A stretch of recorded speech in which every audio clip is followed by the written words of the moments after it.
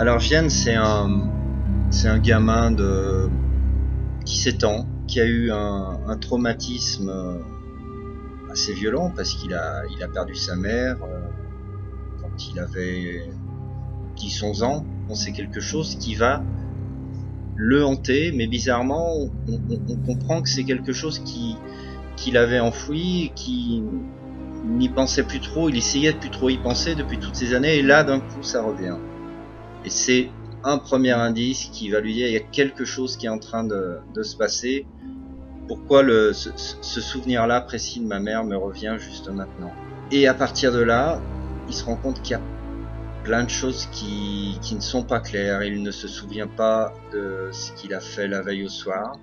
Il ne sait plus à quelle heure il est rentré. Il ne comprend pas pourquoi il est rentré sans sa chemise. Il ne comprend pas pourquoi il a des sortes de stigmates au bras, c'est-à-dire une sorte d'égratignure assez particulière qui relie ses grains de beauté. Et pour finir, il apprend qu'une jeune femme de 22 ans, une certaine Luna, a disparu cette même nuit. Et il se demande si tout ça n'est pas lié.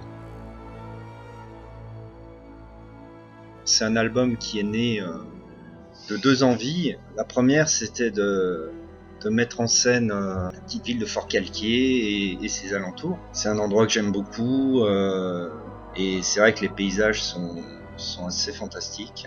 Et j'avais envie de raconter quelque chose là-bas.